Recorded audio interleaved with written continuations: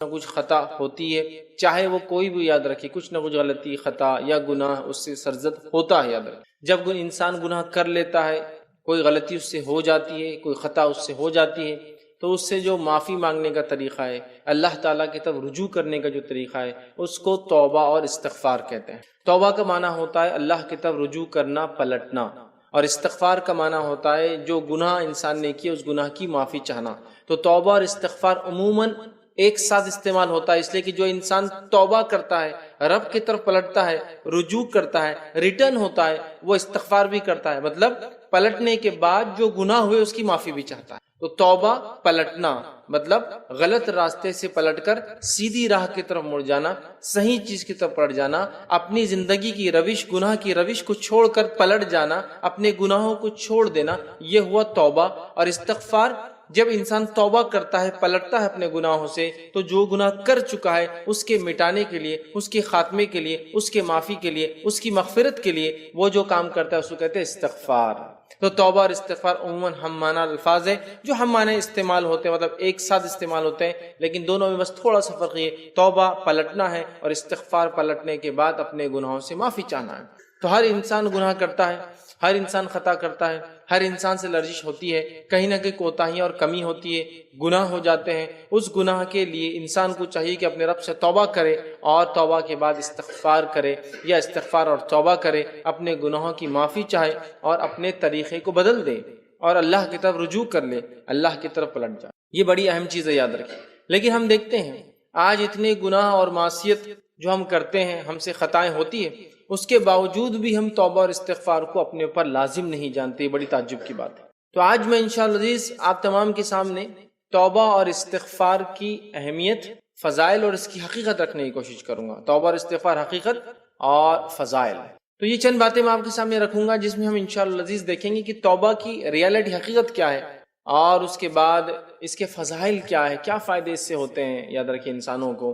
اور یہ بڑی اہم چیز ہے چونکہ ہم توبہ اور استغفار کے کانسیپٹ کو یہ کیا ہے نہیں سمجھتے، نتیجتاً ہماری زندگیوں سے یہ چیز غائب نظر آ رہی. اس لیے کہ توبہ اور استغفار بولے تو کوئی انسان سمجھتا ہے جو گناہ کرے وہی کرے. یاد رکھیے یہ عاجزوں کا شیوہ رہا ہے. انبیاء علیہ الصلوۃ والسلام کی زندگی آپ دیکھیے، صحابہ، تابعین، تبع تابعین، سلف صالحین، وہ لوگ جو اللہ کا تقوی اختیار کرتے، اللہ سے خشیت رکھتے، ڈر رکھتے ہیں اور اللہ کے جانب جھکنے والے ہوتے ہیں. اسی طرح جو لوگ عاجز بندے ہوتے اللہ تعالیٰ کے، ان کی خصوصیت اور خاصیت یہ ہے کہ وہ توبہ کرتے ہیں، استغفار کرتے ہیں، وہ اپنے رب کی طرف بار بار پلٹتے ہیں. یہاں تک کہ آتا ہے کہ نبی اکرم صلی اللہ علیہ وسلم دن میں 70 مرتبہ استغفار کرتے، 100 مرتبہ توبہ کرتے ہیں. آپ اندازہ لگائیے توبہ اور استغفار کتنی اہم چیز ہے کہ انبیاء علیہ الصلوۃ والسلام اور بالخصوص نبی اکرم صلی اللہ علیہ وسلم جیسی ذات بھی اس کو نہیں چھوڑتی. آج ہم نے اس کو معمولی سمجھ کے چھوڑ دیا. ہمیں اس کو واپس اپنانے کی ضرورت ہے، اس لیے کہ انسانی فطرت کا یہ تقاضا ہے کہ انسان خطا کرے گا، غلطی کرے گا. آئیے نبی اکرم صلی اللہ علیہ وسلم کیا فرماتے ہیں اس تقاضے کے تعلق سے. یہ جو فطرت کا تقاضا ہے غلطی کرنا، جس کے لیے توبہ اور استغفار حل ہے کہ غلطی کے بعد اس سے کیسے ہم رجوع کریں، اللہ سے کیسے معافی مانگے. صحیح مسلم کی روایت ہے، نبی اکرم صلی اللہ علیہ وسلم فرماتے اور کہتے ہیں، مجھے قسم ہے ذات کی جس کے ہاتھ میں میری جان ہے، اگر تم گناہ نہ کرو تو اللہ تعالیٰ تمہیں ختم کر کے دوسری قوم لے آئے گا جو گناہ کریں گے اور پھر اللہ تعالیٰ سے توبہ کریں گے اور وہ انہیں بخش دیں گا. مطلب اللہ کے رسول صلی اللہ علیہ وسلم فرمانے سے روایت میں کہ اگر تم گناہ کرنا چھوڑ دو تو اللہ تعالیٰ تمہیں ختم کر کے ایک ایسی قوم لائیں گا جو گناہ کریں گی، پھر اپنے رب سے توبہ کریں گی اور اللہ تعالیٰ ان کو معاف کر دیں گا. تو یہاں بتانا یہ مقصود ہے کہ انسانی فطرت کا اٹوٹ حصہ ہے غلطی کرنا. ایسا ہو ہی نہیں سکتا کہ انسان اور غلطی نہ کرے. اگر ایسا ہوتا تو اللہ دوسروں کو لا لیتا جو غلطی کرنے والے ہوتے، چونکہ اللہ کی ایک صفت غفار ہے، معاف کرنے والا ہے. ٹھیک ہے، تو اللہ کی صفتیں دائمی ہیں، ہمیشہ ہمیشہ کے لیے یاد رکھ، ہمیشہ ہمیشہ سے ہے اور ہمیشہ ہمیشہ رہنے والی یاد. ٹھیک ہے، تو ایک قوم لائیں گا جو گناہ کریں گے اور توبہ کریں گے، اللہ اس کو معاف کرے گا. مطلب بتانے کا یہ ہے گناہ کرنا، خطا کرنا، غلطی کرنا انسانی فطرت کا اٹوٹ حصہ ہے. اس سے کوئی ابن آدم نہیں بچ سکتا، کوئی انسان نہیں بچ سکتا یاد رکھیں. اور ہم خود اب انسان جو ہمیں اللہ تعالیٰ نے کہا وہ لفظ نسیان سے آتا، بھولنے والا. آدم علیہ الصلوۃ والسلام سے کہا تھا کہ اس درخت کے قریب مت جانا، پھر بھی چلے گئے، بھول گئے. تو نسیان سے لفظ آتا انسان، مطلب بھولنے والا. تو خطا ہونا ہمارے فطرت کا پارٹ ہے، ہمارا نیچر ہے، یاد رکھیے. تو خطا تو ہوں گی، غلطیاں ہوں گی، گناہ ہوں گے، ہمیں اس گناہوں کی معافی کے لیے، تلافی کے لیے، مٹانے کے لیے، ختم کرنے کے لیے اللہ کی طرف رجوع ہونا ہوگا، جس کو توبہ کہتے ہیں، اور اپنے گناہوں کی معافی مانگنا ہوگا، جس کو استغفار کہتے ہیں۔ تو ہمیں کثرت سے توبہ اور استغفار کو لازم جاننا ہے اپنے اوپر، یاد رکھیں، تاکہ ہم سے ہونے والی غلطیوں سے ہم جو ہے اللہ تعالیٰ سے معافی طلب کر لیں۔ اور ایسا کوئی انسان دنیا میں نہ تھا، نہ ہے اور نہ آئیں گا جو خطا اور غلطیاں اور گناہ نہیں کرے گا، سب سے ہوں گی۔ یہ روایت جو تھی میں نے آپ کے سامنے رکھی، یہ اس کی یاد رکھے دلیل ہے۔ تو جو اہل تقویٰ ہے، ٹھیک ہے، وہ جب گناہ کر بیٹھتے ہیں، جو اللہ کے نیک بندے ہو جب گناہ کر بیٹھتے ہیں تو گناہ ہوتے ہی وہ فوراً اللہ سے کیا کرتے ہیں؟ توبہ کر لیتے ہیں۔ ہم لوگوں ایسا انتظار نہیں کرتے، ہم لوگ انتظار کرتے گناہ گناہ گناہ گناہ، یہاں تک کہ اللہ رحم کرے کبھی تو موت آ جاتی اور معافی مانگنے کا وقت بھی نہیں ملتا، استغفار کا موقع بھی نہیں ملتا، رجوع کرنے کا موقع بھی نہیں ملتا۔ تو نیک لوگوں کی صفت، انبیاءوں کی صفت، صالحین کی صفت، اس کے بعد جو نیک لوگ ہوتے ہیں، اللہ کے اہل تقویٰ ہوتے ہیں یا اللہ کے نیک بندے، اللہ کے ولی ہوتے ہیں، ان کی ایک صفت یاد رکھی ہے، یہ فوراً جو ہے توبہ کرتے ہیں، بلکہ گناہ نہ بھی کرے تو توبہ اور استغفار کرتے ہیں، اس لیے کہ توبہ اور استغفار یہ باعث اجر اور ثواب ہوتا ہے ان کے لیے، گناہ نہ کرنے کے باوجود بھی اس کو کرتے ہیں۔ تو یہ ہمارے لیے کتنا لازم ہے کہ ہم جو اتنے خطار گناہ کرتے ہیں، توبہ اور استغفار کو لازم جانیں، چونکہ اس کے فضائل، فائدے ہم جانتے نہیں ہیں، اس کی اہمیت ہمیں بتائی یا سکھائی نہیں گئی ہے، یا اس کو ہم معمولی عمل سمجھتے ہیں، یا یہ سمجھتے ہیں میں کون سے بڑے بڑے گناہ کر رہا ہوں جو میں توبہ اور استغفار کروں۔ آئیے نبی اکرم صلی اللہ علیہ وسلم کو دیکھیے، آپ کیا گناہ اور خطا کرتے تھے، پھر بھی آپ توبہ اور استغفار کرتے تھے۔ تو یہ اللہ تعالیٰ کی رحمت ہے ہمارے لیے کہ اللہ تعالیٰ رات میں اپنے ہاتھوں کو پھیلاتا ہے اور دن میں گناہ کرنے والے کے لیے اعلان کرتا ہے، دن میں گناہ کرنے والوں معافی مانگ لو، اور دن کو ہاتھ پھیلاتا ہے تاکہ رات میں گناہ کرنے والے اللہ تعالیٰ سے معافی مانگ لے۔ جب اللہ کا نیک بندہ اللہ تعالیٰ کے ساتھ کوئی خطا یا کوئی گناہ ہو جاتا ہے، وہ فوراً اپنے رب سے توبہ کرتا ہے، کیونکہ اللہ سبحانہ تعالیٰ رات کے گناہ کرنے والوں کو دن میں معاف کر دیتا ہے توبہ کی وجہ سے، دن کے گناہ کرنے والوں کو رات میں معاف کر دیتا ہے توبہ کی وجہ سے۔ اگر ہم توبہ کو لازم جان لیں تو ہم اپنے گناہ مٹا سکتے ہیں، یاد رکھیے، اپنے رب کے پاس اپنی مغفرت درج کرا سکتے ہیں، یاد رکھیے۔ تو اللہ تعالیٰ معاف کرتا ہے، یہ اس کی وسعتیں ہیں۔ اور جتنے گناہ ہم نے کیے ہوں گے، یاد رکھیے، جتنے گناہ ہم نے کیے ہوں گے، جتنے گناہ ہم نے کیے ہوں گے، اگر شرک پہ موت نہ آئے اور توبہ کرتے رہے تو انشاءاللہ العزیز اللہ تعالیٰ کو ہم معاف کرنے والا اور رحم کرنے والا پائیں گے۔ اس لیے اللہ تعالیٰ کی رحمت سے کبھی کبھی کبھی کبھی نا امید نہیں ہونا چاہیے۔ شیطان کا ایک حربہ اور چال ہوتی ہے، پہلے وہ گناہ کی طرف بڑھاتا ہے، گناہ کرواتا ہے، اور گناہ ہونے کے بعد یہ خیال ڈالتا ہے کہ اب تیری معافی نہیں ہے۔ تو یاد رکھیے، کبھی اللہ رب العزت کی رحمت سے، مغفرت سے، اس کی ذات سے کبھی مایوس مت ہو، چاہے کتنے گناہ ہوں۔ ہم اگر سچے دل سے توبہ کریں گے، توبۃ النصوحہ کریں گے، ایسی توبہ جس کے بعد وہ گناہ پھر نہ کرے، تو انشاءاللہ العزیز ہمارے رب کو ہم معاف کرنے والا، بڑا رحم کرنے والا، بلکہ کبھی کبھار اگر سچے دل سے توبہ رہی تو اللہ رب العزت گناہوں کو نیکی میں تبدیل کر، سمجھے؟ تو لہٰذا ہم خوب سے خوب توبہ کا اپنے اوپر جو دامن لازم جانیں، اور کبھی اللہ تعالیٰ سے نا امید نہ ہو۔ جب میں یہ کہہ رہا ہوں کہ اللہ تعالیٰ گناہ معاف کرتا ہے تو یقین جانیے میں آپ کو دعوت نہیں دے رہا ہوں کہ گناہ کیجیے، میں یہ کہہ رہا ہوں کہ گناہ ہونا ہمارے فطرت کا حصہ ہے، is a part of human nature، یہ ہماری فطرت کا حصہ ہے۔ جب ہوتے ہیں تو توبہ کرنا یہ راستہ ہے ان سے بچنے کا، یہ توبہ کرنا یہ راستہ ہے ان کو معاف کرانے کا، اس بات کو یاد رکھیے۔ تو اللہ کی رحمت سے کبھی مایوس نہ ہوں۔ سورہ ہجر میں اللہ رب العزت فرماتا ہے، آیت نمبر جو ہے 56 کے اندر اللہ فرماتا اور کہتا ہے، قَالَ وَمَن يَقْنُطُ مِن رَحْمَةِ رَبِّهِ إِلَّا الضَّالُّونَ، گمراہوں کے سوا اللہ کی رحمت سے کوئی نا امید نہیں ہوتا۔ اللہ کی رحمت سے وہ لوگ نا امید ہوتے ہیں جو ضالون ہوتے ہیں، صحیح راہ سے بھٹکے ہوئے ہوتے ہیں۔ تو ہمیں اللہ تعالیٰ کی رحمت سے کبھی مایوس نہیں ہونا چاہیے، گناہ چاہے کتنے ہی بڑے درجے کا ہو، ہمیں اپنے رب سے معافی مانگنا چاہیے، لیکن اس کی کچھ تقاضے ہیں، آخر میں انشاءاللہ تقاضے بھی رکھوں گا۔ اس کا ہرگز یہ معنی نہیں ہے کہ آپ وہی خطا بار بار کرتے جائے، پھر معافی مانگے، پھر وہی خطا کرے، پھر معافی مانگے۔ اس کے کچھ تقاضے انشاءاللہ آخر میں وہ تقاضے بھی ہم دیکھیں گے۔ تو اللہ کی رحمت سے ہمیں کبھی مایوس نہیں ہونا چاہیے۔ جامع ترمذی کی روایت ہے، نبی اکرم صلی اللہ علیہ وسلم فرماتے ہیں، حدیث کے راوی انس بن مالک رضی اللہ عنہ فرماتے اور کہتے ہیں، اللہ تعالیٰ کہتا ہے، اے ابن آدم، تو نے جب بھی مجھے پکارا اور میرے ساتھ امیدیں قائم کی، میں نے تمہارے گناہ بخش دیے۔ اے ابن آدم، مطلب اللہ کی وسعت رحمت الہی کتنی وسیع ہے۔ کیا فرما رہے نبی اکرم صلی اللہ علیہ وسلم؟ اللہ تعالیٰ کہتا ہے، اے ابن آدم، تو نے جب بھی مجھے پکارا اور میرے ساتھ امیدیں قائم کی، میں نے تمہارے گناہ بخش دیے، میں نے تمہیں معاف کر دیا، چاہے وہ کیسے اور کتنے بھی ہو، چاہے وہ گناہ کیسے بھی تھے اور کتنے بھی ہو۔ اگرچہ وہ آسمان کی بلندیوں تک بھی کیوں نہیں پہنچتے ہوئے ہو، مطلب اتنے زیادہ ہو کہ زمین سے لے کے آسمان تک کیوں نہ ہو، پھر تم نے میری بخشش طلب کی اور میں نے بخش دیا اور مجھے کسی کی کوئی پرواہ بھی نہیں۔ اے ابن آدم، تم نے جتنے بھی گناہ کیے ہو زمین سے لے کے آسمان تک، مجھ سے معافی طلب کی، میں نے تمہیں معاف کر دیا۔ اے ابن آدم، اگر زمین کے تہائیوں کے برابر گناہ کر کے بھی میرے پاس آؤ، زمین کی جتنی پرتیں جتنی تہ اگر اتنے گناہ کر کے بھی تم آؤ، تو میرے ساتھ اگر کسی کو تم نے شریک نہ کیا ہو تو میں تمہیں زمین کی پہناؤں کے برابر مغفرت نواز دوں۔ اے ابن آدم، تم نے اگر زمین سے لے کر آسمان تک بھی گناہ کیے ہوں گے تو میں معاف کر دوں گا اگر تم معافی مانگو گے۔ اے ابن آدم، اگر تم میرے پاس زمین کی تہ کے برابر، زمین کے وزن کے برابر بھی گناہ لاؤ گے تو میں تمہیں زمین کے وزن کے برابر رحمت کے ساتھ ملوں گا، بس تم نے میرے ساتھ شرک نہ کیا ہو، بس تم نے میرے ساتھ شرک نہ کیا ہو۔ اور اگر توبہ انسان کرے گا تو گناہ چاہے جتنے بھی ہو، جیسے بھی ہو، اللہ تعالیٰ ان تمام گناہوں کو بخشنے پر قادر ہے۔ اور اللہ کے رسول کیا فرمایا؟ اللہ تعالیٰ کہتا ہے اور مجھے کسی کی کوئی پرواہ نہیں، تم اگر زمین سے لے کر آسمان تک گناہ لے کر بھی آؤ گے تو مجھے کسی کی پرواہ نہیں، یاد رکھیے میں تمہیں معاف کروں۔ مطلب یہ کہ انسان ہونے کے ناطے مجھ سے اور آپ سے خطائیں اور غلطیاں ہوتی ہیں۔ جب خطائیں، غلطیاں اور گناہ ہوتے ہیں تو ہمیں اللہ تعالیٰ سے فوراً اس کی معافی مانگ لینا چاہیے، توبہ کر لینا چاہیے، استغفار کرنا چاہیے، رجوع پلٹ جانا چاہیے ان گناہوں سے، اور خوب اللہ سے معافی طلب کرنا چاہیے، استغفار کرنا چاہیے کہ اللہ مجھ سے یہ گناہ ہوا ہے۔ ہم یقیناً دیکھیں گے ہمارے رب کو ہم توبہ قبول کرنے والا اور رحم کرنے والا پائیں گے۔ اسی طرح نبی اکرم صلی اللہ علیہ وسلم کا مقام ہم جانتے ہیں، مقام مصطفیٰ صلی اللہ علیہ وسلم ہم سب کو پتہ ہے، لیکن اس کے باوجود اس مقام پر نبی اکرم صلی اللہ علیہ وسلم جس مقام پر فائز ہے، نہ آپ سے پہلے کوئی ہوا تھا نہ آپ کے بعد قیامت تک کوئی ہوگا، اس کے باوجود بھی نبی اکرم صلی اللہ علیہ وسلم کتنے خالص دل سے دن اور رات، صبح اور شام اپنے رب سے توبہ استغفار۔ نبی اکرم صلی اللہ علیہ وسلم کا مقام ہم جانتے ہیں، اس مقام پر فائز ہونے کے بعد بھی رسول اکرم صلی اللہ علیہ وسلم صبح اور شام توبہ استغفار کرتے ہیں۔ یہ امت کے لیے نمونہ ہے کہ ہم توبہ استغفار میں کثرت کریں۔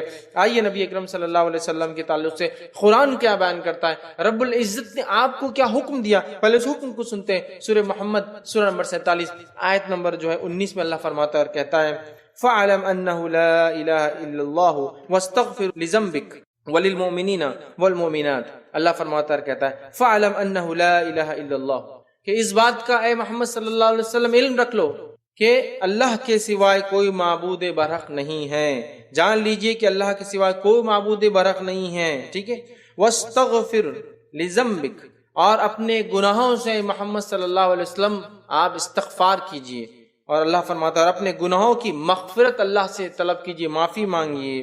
وَلِلْمُؤْمِنِينَ، اور مومنوں کے لیے بھی آپ استغفار کیجئے، اور فرمایا وَالْمُؤْمِنَاتِ، اور مومن عورتوں کے لیے بھی، ایمان والیوں کے لیے بھی استغفار کیجئے۔ تو یہاں دیکھیے اللہ نے فرمایا وَاسْتَغْفِرْ لِذَنبِكَ، کہ اے محمد صلی اللہ علیہ وسلم آپ اپنے گناہوں سے اللہ سے استغفار کیجئے، معافی مانگیے، اور مومنوں کے لیے، اور مومن مرد اور مومن عورتوں کے لیے۔ تو یہاں اللہ رب العزت نبی کو اس مقام پر ہونے کے باوجود یہ کہہ رہا ہے اپنے گناہوں کی معافی طلب کیجئے۔ در حقیقت امت کو سبق ہے کہ امت کس کثرت سے استغفار کو لازم کہ نبی کو حکم آ رہا ہے۔ آئیے اسی طرح صحیح بخاری کی روایت ہے، نبی اکرم صلی اللہ علیہ وسلم کے تعلق سے آتا ہے، اور روایت کے الفاظ اس طرح سے، مجھے اللہ کی قسم ہے میں ایک دن میں 70 مرتبہ سے زیادہ اللہ سے توبہ اور استغفار کروں۔ نبی اکرم صلی اللہ علیہ وسلم فرماتے ہیں مجھے اللہ کی قسم ہے میں ہر روز دن میں 70 مرتبہ توبہ اور استغفار کروں۔ نبی اکرم صلی اللہ علیہ وسلم کا معمول تھا، آپ بکثرت توبہ اور استغفار کرتے، 70 مرتبہ آپ خود کہہ رہے ہیں میں اللہ کی قسم میں 70 مرتبہ سے زائد اللہ سے توبہ اور استغفار کرتا ہوں۔ ابو داؤد کی روایت ہے، عبداللہ بن عمر رضی اللہ عنہ اس کے راوی فرماتے اور کہتے ہیں کہ نبی اکرم صلی اللہ علیہ وسلم کی ایک مجلس میں بیٹھے، نبی اکرم صلی اللہ علیہ وسلم کی زبان مبارک سے نکلنے والے کلمے کو 100 مرتبہ سے زیادہ سنتے تھے۔ ہم نبی اکرم صلی اللہ علیہ وسلم کی زبان مبارک سے اس کلمے کو ایک مجلس میں more than 100 times 100 مرتبہ سے زیادہ سنتے تھے۔ وہ کیا کلمہ تھا؟ وہ کلمہ یہ تھا ربی اغفر لی وتب علیہ، اے اللہ میری مغفرت کر، مجھے معاف کر، وتب علیہ میں تیری طرف رجوع کرتا ہوں، پلٹتا ہوں، انک انت التواب الرحیم، اور اے اللہ تو رحم کرنے والا، تو توبہ قبول کرنے والا اور رحم کرنے والا ہے۔ ربی اغفر لی وتب علیہ، انک انت التواب الرحیم، اس کلمے کو جس کا معنی اے اللہ میری مغفرت فرما دے، اے اللہ میری توبہ قبول فرما لے، تو بہت ہی توبہ قبول کرنے والا اور رحم کرنے والا ہے، اس کلمے کو نبی اکرم صلی اللہ علیہ وسلم ایک مجلس میں صحابی کہہ رہے ہیں ہم 100 مرتبہ سے زیادہ سن لیتے، 100 ٹائمز آپ ریپیٹ کر دیتے۔ پہلی والی روایت میں نبی اکرم صلی اللہ علیہ وسلم خود فرما رہے ہیں کہ میں 70 سے زیادہ توبہ اور استغفار کرتا ہوں۔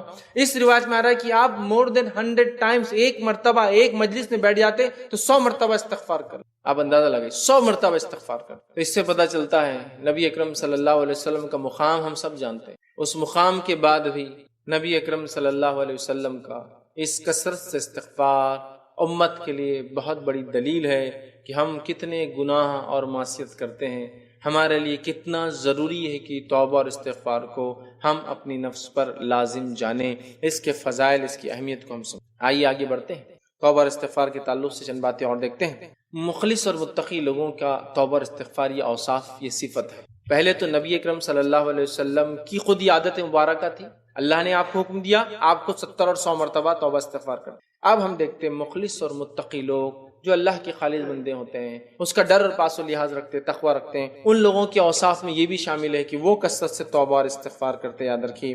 تو اہل ایمان میں جو مخلصین ہیں، جو ایسے اصحاب ہیں جو اللہ رب العزت پر ایمان لاتے ہیں اور نیک اعمال کرتے ہیں، ان کا یہ طریقہ ہے کہ وہ گناہوں پہ نہ کبھی اڑتے ہیں، نہ اصرار کرتے ہیں کہ میں کروں گا، بلکہ جو ہی گناہ ہوتا ہے اس کی معافی اپنے رب سے جو ہے طلب کر لیتے، یاد رکھیے۔ اور اللہ رب العزت نے قرآن میں فرمایا، سورہ آل عمران سورہ نمبر 3 آیت نمبر 16 اور 17 میں اللہ فرماتا اور کہتا ہے، الذین یقولون ربنا اننا آمنا فاغفر لنا ذنوبنا وقنا عذاب النار۔ اللہ فرماتا ہے ایمان والوں کا، مخلص ایمان لانے والوں کا، اللہ کے نیک بندوں کی ایک صفت آ رہی ہے۔ اللہ فرماتا ہے الذین یقولون ربنا اننا آمنا، وہ کہتے ہیں جو اللہ کے نیک بندے ہوتے ہیں، وہ لوگ جو کہتے ہیں کہ اے ہمارے پروردگار ہم ایمان لائے، تو ہمارے گناہ بخش دے۔ یقولون ربنا اننا آمنا، وہ کہتے اللہ ہم ایمان لائے، پھر فرماتا فاغفر لنا ذنوبنا، تو اللہ ہمارے گناہوں کو تو معاف کر، وقنا عذاب النار، اور ہمیں جہنم کے آگ کے عذاب سے بچا۔ نیک لوگوں کی صفت یہ ایمان لانے کے بعد اپنے گناہوں کی معافی طلب کرتے ہیں۔ یہ افسوس کی بات ہے، ہم لوگ اپنے آپ کو ایمان والا کہتے ہیں، لیکن ایمان کے بعد یہ ہم اپنے گناہوں کی معافی کروانا افسوس کی بات بھول جاتے ہیں، ایسا سوچتے ہیں کہ ہم گناہ کرتے کب ہیں۔ یہاں اللہ فرما رہا ہے الذین یقولون ربنا اننا آمنا فاغفر لنا، نیک لوگوں کی صفت یہ وہ کہتے ہیں اللہ ہم تجھ پر ایمان لائے اور ہمارے گناہوں کو معاف کیا فرمانا ذنوبنا وقنا عذاب النار، ہمیں جہنم کے عذاب سے، آگ کے عذاب سے بچا۔ پھر آگے فرمائے الصابرین والصادقین والقانتین والمنفقین والمستغفرین بالاسحار۔ اللہ فرماتا کہتا ہے الصابرین، یہ وہ لوگ ہیں جو صبر کرنے والے ہیں، والصادقین اور صادق سچے ہیں، اور پھر فرمایا والقانتین اور فرما بردار ہے، پھر فرمایا والمنفقین اور اللہ کی راہ میں خرچ کرنے والے ہیں، والمستغفرین اور اللہ نے فرمایا والمستغفرین بالاسحار، اور سحر کے وقت اٹھ کر اللہ سے استغفار کرنے والے ہیں۔ تو اللہ نے کہا والمستغفرین بالاسحار، کہ رات میں اٹھ کر سحر میں استغفار کرنے والے لوگ ہیں۔ یہ صفتیں بیان کی اللہ کے نیک لوگوں کی۔ اللہ نے ایمان لانے کے بعد توبہ کرتے ہیں اور راتوں میں سحر کے وقت توبہ کرتے ہیں۔ اس کا مطلب یہ کہ رات میں اٹھ کے سحر کے وقت تہجد ادا کرتے اور توبہ کرتے ہیں۔ مطلب یہ وہ لوگ ہیں جو فرائض کو ادا کرنے کے ساتھ ساتھ نوافل میں اضافہ کرتے ہیں اور اس کے باوجود بھی استغفار کرتے ہیں۔ اللہ ہم پر رحم کرے، ہمارے تو فرائض ہی غائب ہیں اور استغفار کی تو کوئی موجودگی، کوئی دور دور تک اندیشہ بھی نظر نہیں آتا کہ ہم کبھی استغفار کریں۔ یہ وہ لوگ ہیں جو ایمان لاتے ہیں، فرائض ادا کرتے ہیں، نوافل راتوں کو اٹھتے ہیں اور پھر استغفار بھی کرتے ہیں۔ رات میں اٹھ کے استغفار کی خاص تذکرہ آ رہا ہے، تو گویا نفل ادا کرنے والے لوگ ہیں۔ نفل ادا کرنا بہت بھاری ہوتا ہے، یاد رکھیے، آسان نہیں ہوتا ہے۔ فرض تو ہے ہی، ظاہر سی بات ہے، فرض کے بعد نفل ہے، لیکن جو فرض کے بعد نفل کرے مطلب بہت بھاری بوجھ اٹھا رہا ہے، مطلب وہ فرض سے آگے بڑھ کے نوافل میں لگا رہا ہے۔ یاد رکھیے بہت ٹف، بہت مشکل۔ فرائض ہی کتنے مشکل سے ہوتے اندازہ ہوتا ہے نا، نوافل کے لیے کوئی جا رہا ہے مطلب کتنا اپنے نفس پر قابو پا چکا ہے ماشاءاللہ وہ انسان کہ نفل کے لیے جاتا ہے، فرائض سے آگے بڑھتا ہے۔ سمجھ رہے آپ بات؟ تو یہاں نیک لوگوں کی صفت اللہ رب العزت نے بتائی ہے۔ تو متقی لوگ جو ہے بکثرت اللہ سے توبہ اور استغفار کرتے، یاد رکھیے۔ دوسری جگہ اللہ رب العزت فرماتا ہے سورہ الزاریات آیت نمبر 18 میں اللہ نے فرمایا وَبِالْأَسْحَارِ هُمْ يَسْتَغْفِرُونَ، اور اللہ نے فرمایا اور وہ بوقت سحر استغفار کرتے ہیں. اور وہ لوگ اللہ کے نیک بندے بوقت سحر استغفار کرتے ہیں، اپنے گناہوں کی رب سے معافی طلب کرتے رات میں. اور کیوں نہ ہو، حدیث میں آتا صحیح مسلم کی، ہر رات اللہ تعالیٰ آسمانی دنیا پہ نازل ہوتا، ہر رات، رمضان میں نہیں، ہر رات. اور ایک آواز لگائی جاتی ہے کوئی مانگنے والا میں دینے بیٹھا ہوں، ہے کوئی معافی چاہنے والا میں معاف کرنے بیٹھا. تو وہ اس وقت اٹھتے ہیں جو سحر کا آخری وقت ہوتا ہے، اور وہاں اپنے رب سے استغفار کرتے. دو جگہ فرما دیا، راتوں کو اٹھ کر سحر میں استغفار کرتے. اسی طرح توبہ اور استغفار نبی اکرم صلی اللہ علیہ وسلم کا اسوہ تھا، طریقہ تھا. ایک تو اللہ نے حکم دیا، متقیوں کی صفت توبہ استغفار ہے، نبی اکرم صلی اللہ علیہ وسلم کا اسوہ طریقہ تھا. اور آپ کے تعلق سے آتا ہے کہ آپ بکثرت توبہ اور استغفار کرتے. اور اللہ رب العزت قرآن میں سورہ نصر سورہ نمبر 110 آیت نمبر 1 سے لے کر 3 یہ فرماتا ہے اور کہتا ہے، نبی اکرم صلی اللہ علیہ وسلم کو یہ حکم آیا جب آپ نبوت کا مشن ختم کرنے پڑتے. اب آپ کا دنیاوی مشن، نبوی مشن فنش ہو رہا تھا، ختم ہو رہا تھا، آپ لوٹ کر اپنے رب کے پاس اب جانے والے تھے. تو اللہ تعالیٰ نے رب کے پاس آنے سے پہلے کوئی طریقہ بتایا نبی اکرم صلی اللہ علیہ وسلم کو کہ نبی آپ کو کیا کرنا ہے ہمارے پاس آنے سے پہلے. وہ کیا طریقہ تھا؟ اللہ رب العزت فرماتا ہے اذا جاء نصر اللہ والفتح، اذا جاء نصر اللہ والفتح، کہ جب تم دیکھو اللہ کی مدد اور فتح تمہارے پاس آ گئی. ورأیت الناس يدخلون فی دین اللہ افواجا، اور جب تم دیکھو کہ لوگ فوج در فوج، جوگ در جوگ، گروپ میں بڑی بڑی تعداد میں اسلام میں آنا شروع ہو گئے، حق کی طرف آنا شروع ہو گئے، دین میں آنا شروع ہو گئے. فسبح بحمد ربک واستغفر، تو اے نبی اب آپ لگ جائیے، اللہ کی حمد و ثنا بیان کیجئے. فسبح، تسبیح بیان کیجئے، بڑائی بیان کیجئے اپنے رب کی. فسبح بحمد ربک واستغفر، اپنے رب کی تسبیح، حمد و ثنا بیان کیجئے اور استغفار طلب کیجئے. انہ کان توابا، اور یقیناً آپ کا رب توبہ قبول کرنے والا ہے. تو یہاں آپ دیکھیے فسبح بحمد ربک واستغفر انہ کان توابا.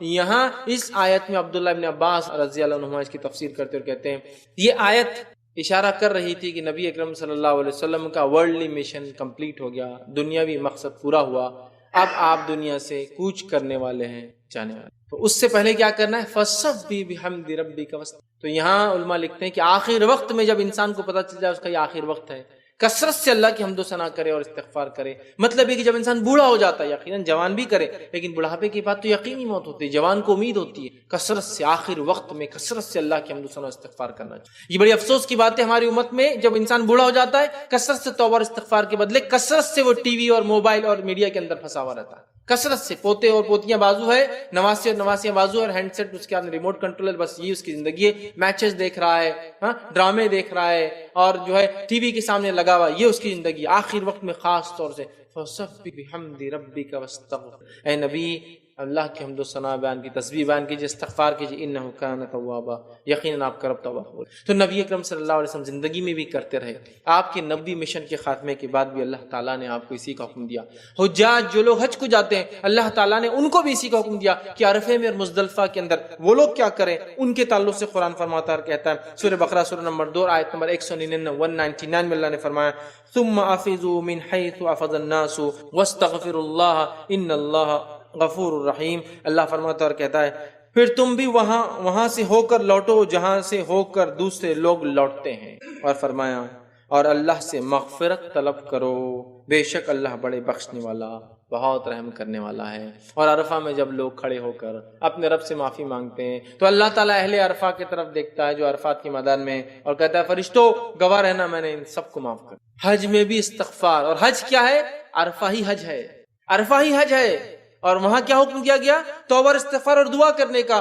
گویا حج بھی توبہ اور استغفار اور دعا ہے، اور کچھ. گناہوں سے معافی، گناہوں کی معافی بہت ضروری. یاد رکھیے ہم میں سے کوئی شخص چونکہ گناہ سے بچتا نہیں ہے اور گناہ کے ساتھ جنت میں داخلہ نہیں ہو سکتا جب تک کہ ہمارا رب اپنے فضل، جود اور کرم اور ہمارے کیے گئے وہ اعمال جو اس کو پسند تھے اس کو قبول نہ کر لے. ایک تو فضل ہو اللہ کا اور پھر ہمارے اعمال کو قبول کرے، اس کے بغیر معافی نہیں. تو حجاج کو بھی استغفار کا حکم دیا گیا.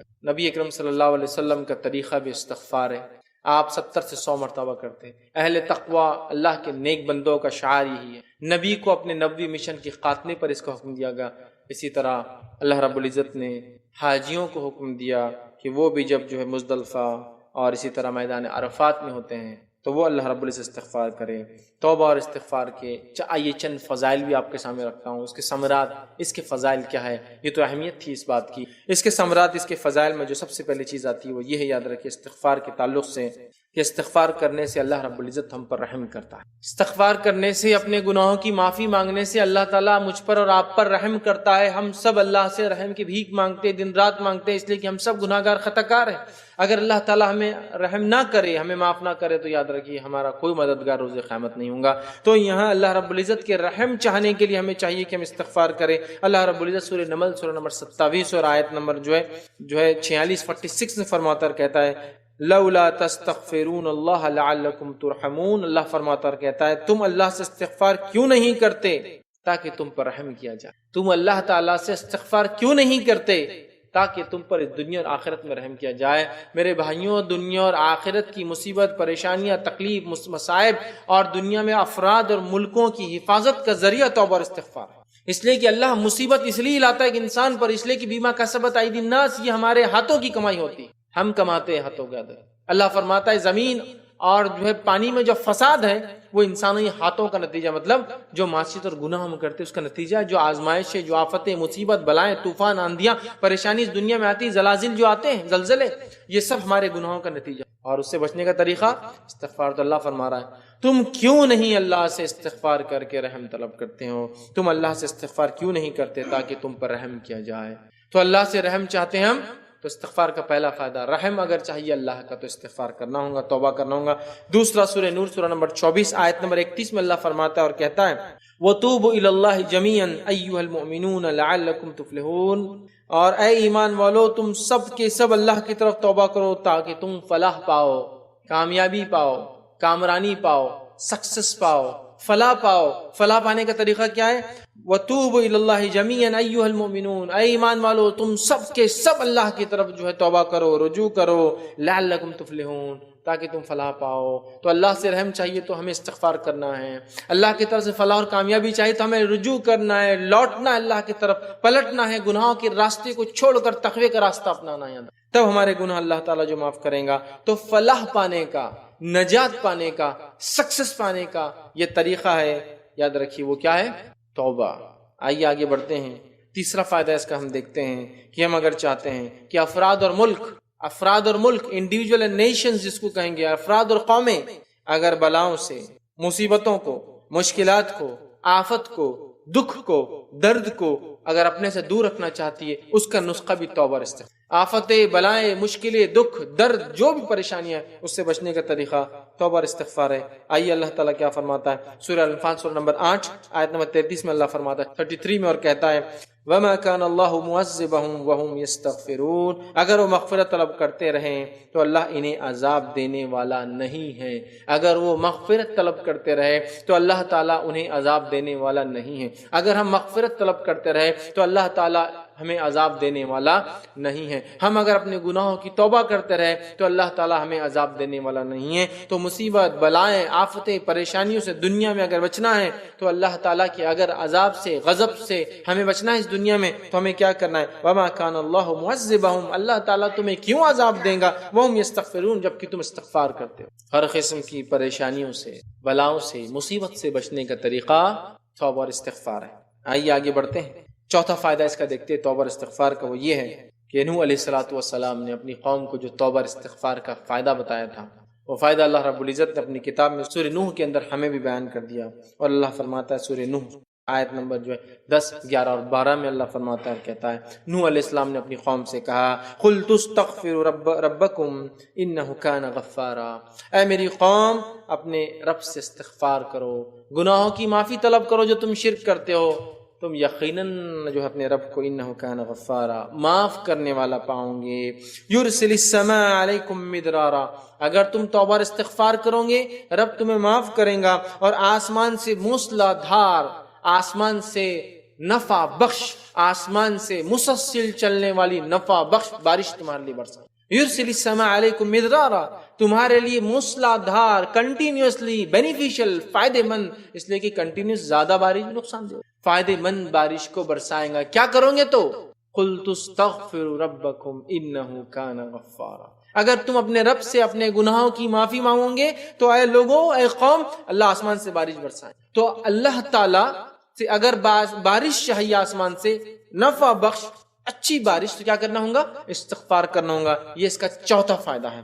پانچواں فائدہ اسی میں جو نوح علیہ السلام اپنے قوم کو بتایا وہ بھی اسی کے اندر ہے. پھر فرمایا وَيُمْدِدْكُمْ بِأَمْوَالٍ وَبَنِينَ، اور اللہ تعالیٰ فرماتا ہے وَيُمْدِدْكُمْ بِأَمْوَالٍ وَبَنِينَ وَيَجْعَلْ لَكُمْ جَنَّاتٍ وَيَجْعَلْ لَكُمْ أَنْهَارًا. اور نوح علیہ السلام نے کہا اے میری قوم وَيُمْدِدْكُمْ بِأَمْوَالٍ وَبَنِينَ، اللہ تعالیٰ تمہیں اموال، مال میں بڑھا دیں گا اگر تم توبہ استغفار کرو گے. وَالْبَنِينَ، اور تم بیٹے چاہتے ہو نا، تمہیں بیٹوں میں بڑھا دیں گا، تمہیں اولاد میں بڑھا دیں گا. استغفار کرو گے تو موسلادھار بارش ہوں گی، استغفار کرو گے تو اللہ تعالیٰ مال میں کثرت دے دیں گا، مال بڑھا دیں گا، تمہاری اولادیں اور لڑکوں میں اضافہ کر دیں گا. پھر فرمایا وَيَجْعَلْ لَكُمْ جَنَّاتٍ وَيَجْعَلْ لَكُمْ أَنْهَارًا، اور تمہیں ایسے باغات دے دیں گا جو ہرے بھرے لہلہاتے، جنت کہتے ہیں ہرا بھرا لہلہاتا ایسا باغ جس کی چھاؤں کبھی ختم نہ ہوتی ہو. اللہ فرماتا ہے وَيَجْعَلْ لَكُمْ جَنَّاتٍ، اور تمہیں عطا کر دیں گا ایسے باغ جن کی چھاؤں ختم نہ ہو، جو ہرے بھرے رہیں گے. وَيَجْعَلْ لَكُمْ أَنْهَارًا، اور نہریں جاری کر دیں گا، پانی کا ذریعہ جاری کر دیں گا. ان تین آیتوں میں اللہ تعالیٰ نے نوح علیہ السلام کے ذریعے 4 فائدے جو ہے قوم کو بتائے.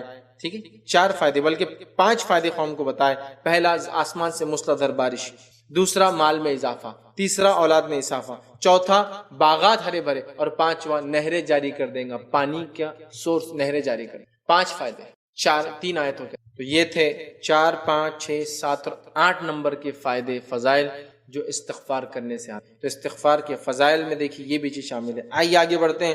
9واں فائدہ استغفار کا وہ کیا ہے؟ وہ یہ ہے اللہ تعالیٰ دنیا کی زندگی اچھی کر دیں گے. اللہ تعالیٰ دنیا کی زندگی اچھی کر دیں گا. کون ہے جو نہیں چاہتا دنیا کی اچھی زندگی؟ سنیے پھر 9واں فضائل اللہ تعالیٰ فرماتا ہے قرآن کے اندر، سورہ ہود سورہ نمبر 11 آیت نمبر 3 میں اللہ فرماتا ہے وَأَنِ اسْتَغْفِرُوا رَبَّكُمْ ثُمَّ تُوبُوا إِلَيْهِ يُمَتِّعْكُمْ مَتَاعًا حَسَنًا إِلَىٰ أَجَلٍ مُّسَمًّى وَيُؤْتِي كُلَّ ذِي فَضْلٍ فَضْلَهُ وَإِن تَوَلَّوْا فَإِنِّي أَخَافُ عَلَيْكُمْ عَذَابَ يَوْمٍ كَبِيرٍ.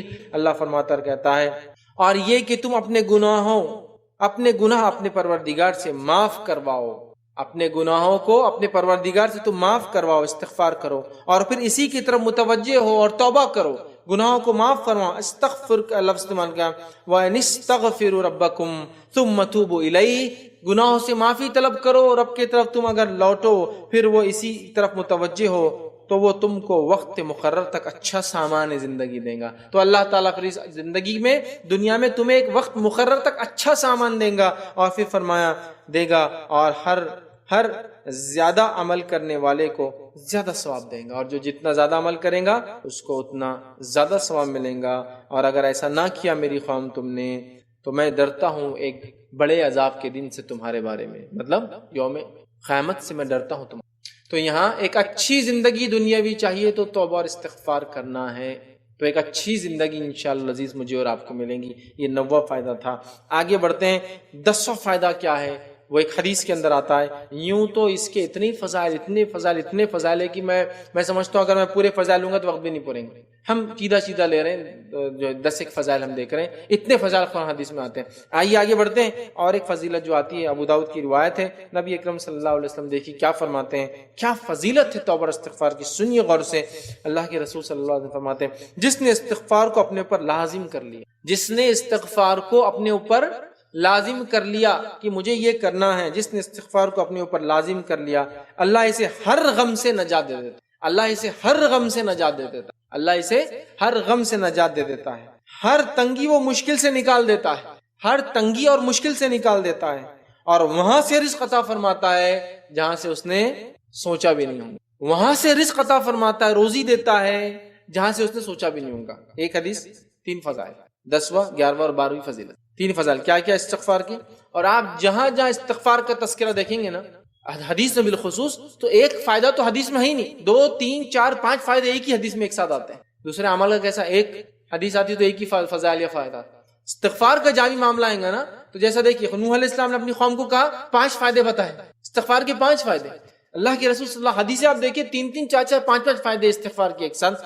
یہ بڑا اہم عمل ہے، یاد رکھیں. تو یہاں 3 فضائل بتائے جا رہے. پہلا جس نے استغفار کو اپنے پر لازم جان لیا، اپنے گناہوں کی توبہ کو اپنے پر لازم جان لیا، ہر غم سے نجات دیتا ہے۔ کون سا انسان دنیا میں جو آج غم زدہ نہیں؟ بتائیے، ہر غم سے نجات دیتا ہے۔ قومیں اور افراد سب پریشان ہیں غموں سے، غموں کا نجات کا راستہ، غموں سے نکلنے کا طریقہ، سلوشن، واحد حل استغفار ہے۔ پھر فرمایا ہر تنگی سے اور مشکل سے نکالتا ہے۔ کون سا انسان آج تنگی اور مشکل کی زندگی نہیں گزارا؟ ہر تنگی اور مشکل سے نکلنے کا ذریعہ استغفار ہے۔ اسی طرح وہاں سے روزی طرح سے سوچا بھی نہ ہوگا، ایسی روزی حاصل کرنے کا ذریعہ جہاں ہم نے سوچا بھی نہیں ہوگا، وہاں سے حاصل کرنے کا ذریعہ استغفار۔ سبحان اللہ، کتنے عظیم فائدے استغفار کے۔ پہلا فائدہ ہم نے دیکھا اللہ سے رحم چاہیے تو استغفار کرنا ہے۔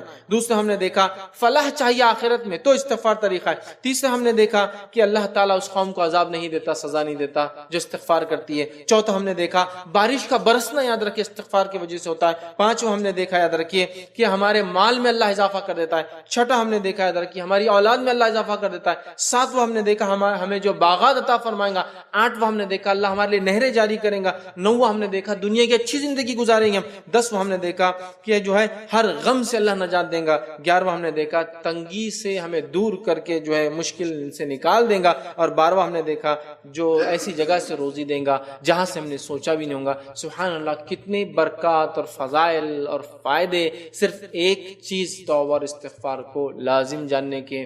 ہمیں چاہیے ہر مرد اور عورت، ہم تو اتنے گناہ کرتے جس کی کوئی انتہا نہیں۔ ہر شخص اپنے گناہوں کی بوجھ تلے آج دبا ہوا ہے۔ ہمیں اگر چاہیے کہ اس گناہوں کی بوجھ تلے نکل کر اپنے حالات کو اپنے رب سے معافی مانگ کر بدلوائے تو یہی طریقہ یاد رکھیے۔ قوموں پر جب عذاب آتے تھے تو قومیں ان عذاب کو دیکھ کر، عذاب کیوں آتے قوموں پر؟ ان کے گناہوں کی کثرت کی وجہ سے، بالخصوص شرک کے گناہ اور دیگر گناہوں کی کثرت کی وجہ سے جب عذاب آتے تھے تو قوم سمجھتی تھی یہ تو ہمارے لیے فائدے کی چیز۔ کسی قوم پر ہوا آ رہی تھی، وہ سوچ رہی ہے یہ ہوا فائدے نفع بخش چیز لائیں گی، چونکہ ہوا چلتی ہے تو پھر جھاڑوں سے جو ہے ذرات نکل کے دوسرے جھاڑ پر جاتے ہیں، پولینیشن ہوتا ہے، پھر وہ جھاڑ پھل دینے لگتا ہے، کیڑے پتنگے اڑ کے ایک علاقے سے دوسرے علاقے میں آتے ہیں جس سے بہت ساری تبدیلیاں آتی ہیں، تو وہ سمجھ رہے یہ ہوا ہمارے لیے فائدہ مند ہے، جبکہ اپنے گناہوں پر ان کی نظر نہیں تھی۔ یہ ہوا ان کے لیے فائدہ مند ہرگز نہ تھی، یہ ہوا ان کے لیے عذاب لے کر آئی۔ تو کسی قوم پر بارش برستی ہے تو وہ سمجھتا ہے کہ اب یہ بارش ہمارے لیے کھیتوں کو لہلہا دیں گی،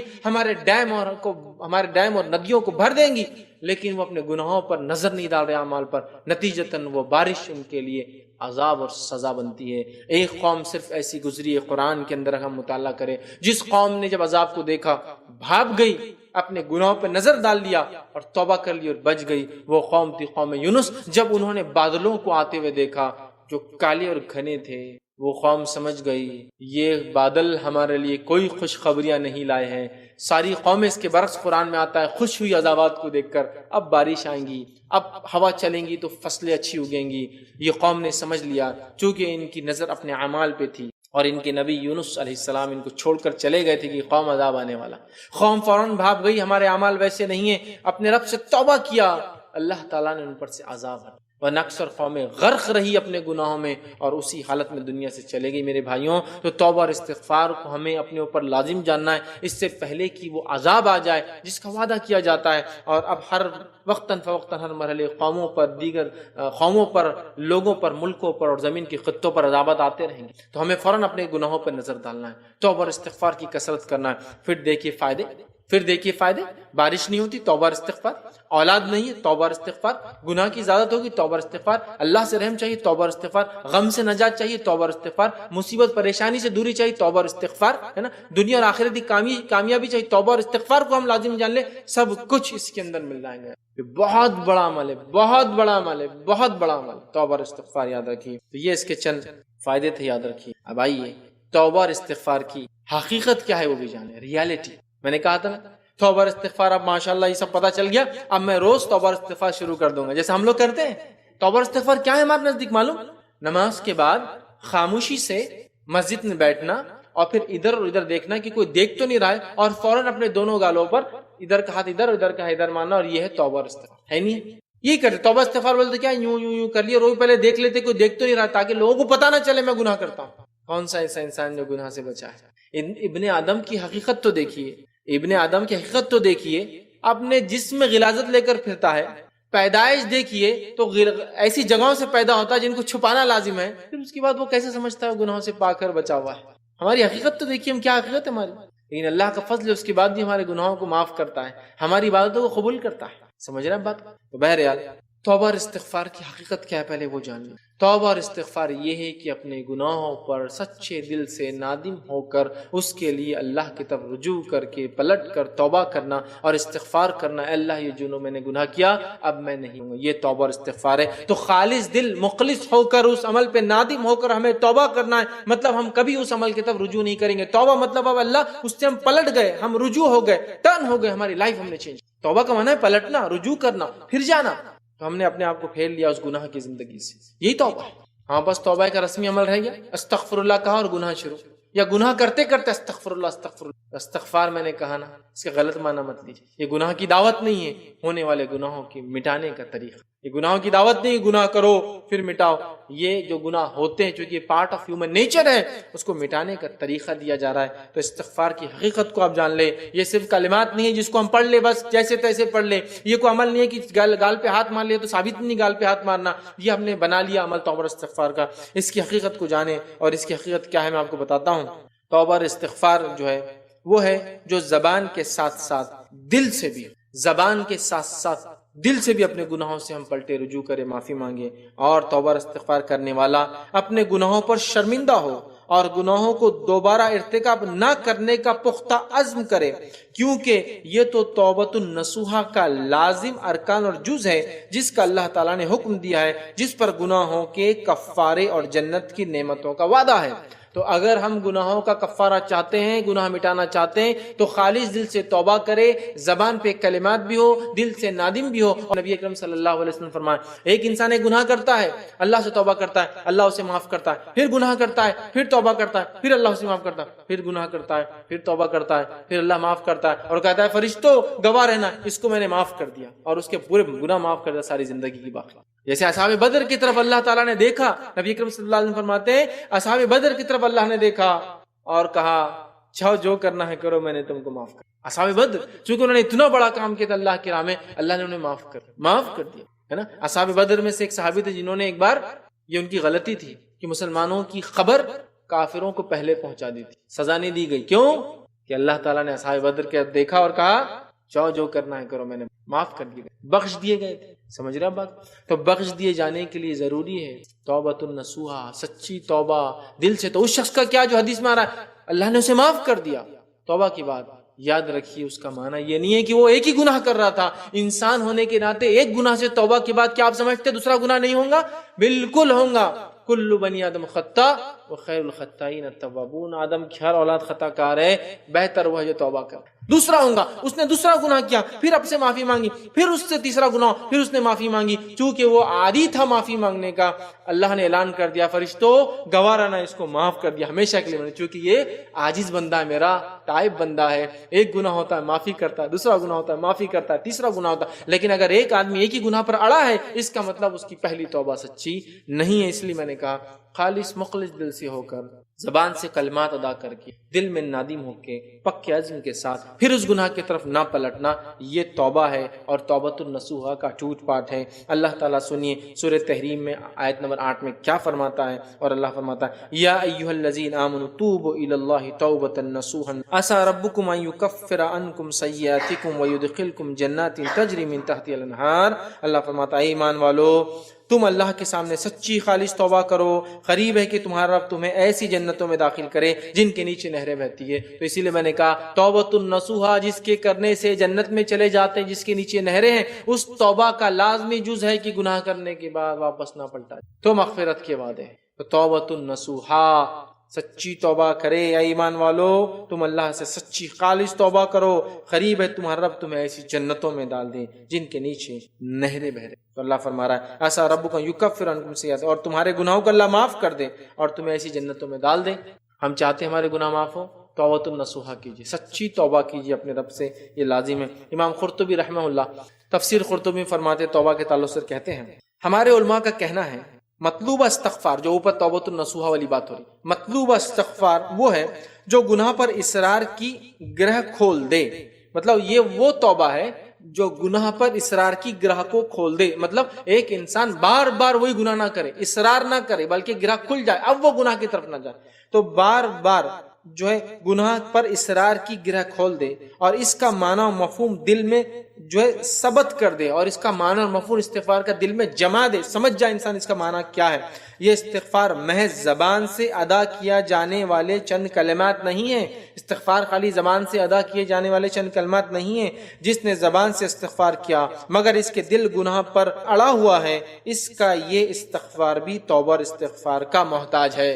وہ کہہ رہے توبہ استغفار صرف کلمات نہیں ہے، بلکہ کلمات کے ساتھ دل میں جم جانا ہے کہ مجھ سے غلطی ہوئی، توبہ کرنا ہے، نادم ہونا ہے، پھر نہیں پلٹنا ہے۔ جو آدمی ایسا نہیں کرتا، توبہ کرتا پھر وہی گناہ کرتا ہے، امام قرطبی کہہ رہے ہیں کہ اسے خود جو ہے توبہ کی ضرورت اور استغفار، اس توبہ کو خود توبہ اور استغفار کی ضرورت۔ دوسرا قول جو آتا ہے جامع العلوم والحکم کے اندر آتا ہے، وہ قول یہ ہے، اور بعض علماء کا کہنا یہ تھا کہ جس کے استغفار کا ثمرہ اس کی توبہ کی جو تصحیح نہ ہو، مطلب جس کے استغفار کا نتیجہ اس کے توبہ سے ثابت نہ ہو، توبہ مطلب پلٹنا، رجوع کرنا، جس کے استغفار کے رزلٹ یہ نہ ہو کہ وہ اس عمل کو چھوڑ کر پلٹ جائے، تو وہ کہتے تصحیح نہ ہو، وہ جھوٹا ہے۔ تو ایسا آدمی جھوٹا ہے، مطلب بول رہا ہے استغفار استغفار لیکن اس راستے سے نہیں پلٹا۔ جیسے کہ آدمی سود کھا رہا ہے، استغفر اللہ، اور سود کھا رہا ہے، تو وہ کہہ رہے ہیں جو آدمی استغفار کرے لیکن اپنا راستہ نہ چینج کرے، توبہ نہ کرے، رجوع نہ کرے، تو وہ کہہ رہے ہیں وہ جھوٹا ہے۔ کسی گناہ کا ارتکاب کرتے جانا اور اس سے توبہ بھی کرتے رہنا ایسا ہی ہے جیسا کوئی اپنے پروردگار سے مذاق کر رہا ہو۔ حدیث میں جو ہے نا گناہ کیا پھر گناہ کیا، وہ الگ الگ گناہ کر رہا تھا انسان ہونے کے ناطے، لیکن جو آدمی گناہ کرتا ہے پھر وہی توبہ، پھر گناہ، پھر وہی گناہ، پھر توبہ، پھر وہی گناہ، وہ کہہ رہی ہے اللہ سے مذاق کرتا ہے ایسا۔ اس نے توبہ کو مذاق بنا دیا، تو توبہ کو سچی دل سے خالص ہو کر اپنے گناہوں پر نادم ہو کر اور کبھی نہ دوہرا کے ہمیں کرنا ہے۔ یہی توبہ کی کنڈیشن ہے، سب سے پہلے دل میں نادم ہوں، اپنے گناہوں سے توبہ کرے، استغفار کرے، رجوع کرے۔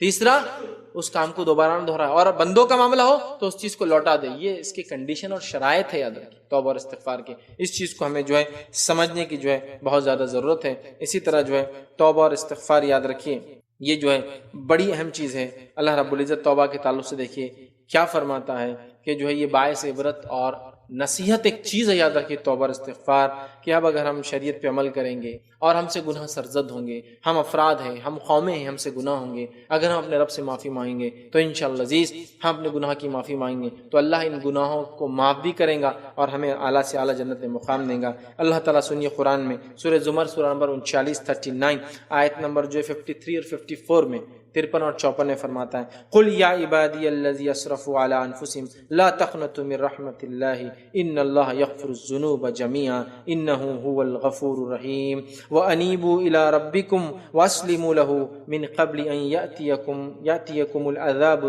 ثم لا تنصرون۔ اللہ فرماتا ہے اور کیا کہتا ہے، سنیے اے نبی کہہ دیجئے، قل یا عبادی الذی اسرفوا علی انفسہم، کہہ دیجئے کہ اللہ کہتا ہے اے میرے بندو جنہوں نے اپنی جانوں پر زیادتی کی ہے، تم اللہ کی رحمت سے ہرگز نا امید نہ ہو جانا، بالیقین اللہ تعالیٰ سارے گناہوں کو بخش دیتا ہے، واقعی وہ بڑا بخشنے والا اور رحم کرنے والا ہے۔ سچی توبہ کریں گے تو انسان اللہ سے مایوس کبھی نہ ہو، اللہ انشاءاللہ عزیز سچی توبہ کرنے والے گناہوں کو معاف کرتا ہے۔ تم سب اپنے رب کی طرف جھک جاؤ اور اس کے حکم برداری کیے جاؤ، اس سے قبل کہ تمہارے پاس عذاب آ جائے اور پھر تمہاری مدد نہ کی جائے۔ توبہ کے بعد کیا کہا، جو ہے بخشش دیتا ہے، واقعی وہ بڑی بخشنے اور رحم کرنے والا ہے۔ تم سب اپنے رب کی طرف جھک جاؤ اور اس کے حکم کی فرمانبرداری کرو۔ توبہ کے بعد زندگی کو چینج کر لو، اللہ کے سامنے جھک جاؤ، اس کے احکامات کی فرمانبرداری کرو، تو فائدہ یہ ہوگا، رک جاؤ اس سے قبل کہ تمہارے پاس عذاب آ جائے اور تمہاری پھر مدد نہ کی جائے۔ تو یہاں اس آیت میں کہا گیا کہ اے اللہ کی بندو، اللہ کی جو ہے رحمت سے مایوس نہ، کبھی مایوس نہ۔ اللہ تعالیٰ یغفر الذنوب جميعا، تمام گناہوں کو معاف کرنے پہ قادر ہے، بنا کسی کی پرواہ کیے ہوئے۔ کوئی پوچھ نہیں سکتا اللہ اسے کیوں معاف کر دیا، میرے کیوں نہیں، بنا کسی کی پرواہ کیے۔ ٹھیک ہے، تو ہم اپنے گناہ کی معافی مانگی۔ آئیے اب چند باتیں صرف استغفار کے تعلق سے، اس کی کلمات کے تعلق سے آپ کے سامنے رکھوں گا۔ استغفار کے اندر کون کون سے استغفار ہے جو نبی اکرم صلی اللہ علیہ وسلم ثابت ہے؟ تو سب سے چھوٹا استغفار تو استغفر اللہ استغفر اللہ من کل ذنب واتوب الیہ، استغفر اللہ آپ اتنا بھی کہہ دے تو کافی ہے۔ نبی اکرم صلی اللہ علیہ وسلم ہر نماز کے بعد جب اگر آپ امام ہوتے تو پلٹتے، اور پلٹنے کے بعد ایک مرتبہ اللہ اکبر، 3 مرتبہ استغفر اللہ استغفر، تو اتنا پڑھنا بھی انشاءاللہ العزیز کافی ہے۔ لیکن اس سے ہٹ کر بھی آپ پڑھ سکتے ہیں، جیسے صحیح بخاری کی روایت ہے، اور شداد بن اوس رضی اللہ عنہ اس کے راوی فرماتے ہیں نبی اکرم صلی اللہ علیہ وسلم نے ایک استغفار پڑھا اور اس کو سید الاستغفار کہا، استغفار کا سردار، لیڈر، معافی مانگنے کے لیے۔ کلمات اس کے لمبے ہیں، میں یہاں آپ کے سامنے ترجمہ رکھتا ہوں۔ سید الاستغفار کا ترجمہ ہی ہے، اے اللہ تو میرا پروردگار ہے، تیرے سوا کوئی معبود برحق نہیں، تو نے مجھے پیدا کیا ہے اور میں تیرا بندہ ہوں، اور میں حسب استطاعت تیرے ساتھ کیے ہوئے عہد و معاہدے پر قائم ہوں۔ میں اپنے کیے ہوئے افعال کے شر سے تیری پناہ چاہتا ہوں، اور اپنے اوپر تیری نعمتوں کا اقرار کرتا ہوں، اور اپنے گناہوں کا اعتراف کرتا ہوں، مجھے معاف کر دے، تیرے سوا گناہ معاف کرنے والا کوئی نہیں ہے۔ آگے فرماتے صحابی، جس نے پورے یقین کے ساتھ صبح کے وقت یہ سید الاستغفار پڑھ لیا اور رات ہونے سے پہلے موت آ گئی تو یہ اہل جنت میں سے ہوں گا، اور جس نے شام کو پورا یقین کے ساتھ پڑھ لیا اور دن چڑھنے سے پہلے موت آ گئی تو اہل جنت میں سے ہوں گا۔ لیکن صرف یہ استغفار، پھر کہہ رہا ہوں، کلمات نہیں ہے صرف کہ پڑھ دیے بس، وربل سٹیٹمنٹ جیسا ہم دے رہے ہیں، بس پڑھتے جا رہے استغفار، پتہ نہیں کب سے زندگی نہیں بدل رہی۔ یہ تو دل میں جمنے والے الفاظ ہے، اگر یہ دل میں جم گئے زندگی چینج ہو گئی، اس کا مطلب استغفار توبہ صحیح تھی، ورنہ یہ لفظی چلتے رہتا اللہ کے ساتھ نعوذ باللہ مذاق چلتے رہیں گے۔ سمجھ رہے ہیں؟ سید الاستغفار ابو داؤد کی روایت ہے، عبداللہ بن مسعود رضی اللہ عنہ اس کے راوی فرماتے اور کہتے ہیں نبی اکرم صلی اللہ علیہ وسلم فرما رکھا، جس نے استغفار کی یہ کلمات پڑھے اس کے تمام گناہ معاف کر دیے جاتے ہیں، چاہے وہ میدان جنگ سے بھاگنے والا کیوں نہ ہو۔ آپ کو معلوم میدان جنگ سے بھاگنا گناہ کبیرہ ہے، وہ کیوں نہ معاف ہو جاتے ہیں۔ کون سا استغفار ہے؟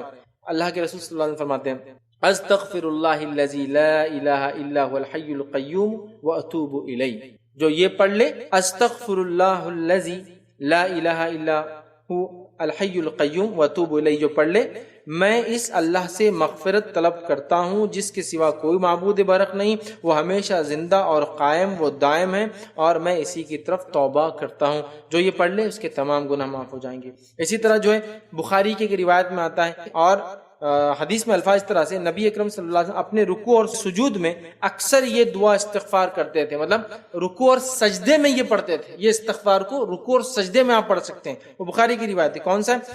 سبحانک اللہم وبحمدک اللہم اغفر لی، یہ پڑھتے تھے، ٹھیک ہے، سبحانک اللہم وبحمدک اللہم اغفر لی، اے اللہ تو پاک ہے اپنی تمام تعریفوں کے ساتھ، اے اللہ مجھے معاف کر دے، یہ رکوع اور سجدے میں کرتے۔ اسی طرح نبی اکرم صلی اللہ علیہ وسلم 2 سجدوں کے بیچ میں جب بیٹھتے تب بھی یہ دعا کرتے، رب اغفر لی رب اغفر لی رب، اللہ میری مغفرت کر، اللہ میری مغفرت کرتا پڑھتے تھے، ٹھیک ہے۔ اسی طرح اور بھی لمبی دعائیں، اللہم اغفر لی وارحمنی وارزقنی وعافینی، یہ دعا بھی آپ کرتے، دونوں ثابت تو اللہم اغفر لی یہ دعا بھی کرتے تھے نماز میں 2 سجدوں کے بیچ میں جب آپ بیٹھتے تھے۔ اسی طرح ایک روایت کے اندر آتا ہے، صحیح مسلم کی حدیث ہے، نبی اکرم صلی اللہ علیہ وسلم جو ہے سلام پھیرنے سے قبل یہ استغفار نماز میں پڑھتے تھے۔ سلام پھیرنے سے قبل مطلب التحیات وغیرہ پڑھنے کے بعد سلام پھیرنے سے پہلے یہ استغفار نماز میں پڑھا کرتے تھے۔ کیا ہے؟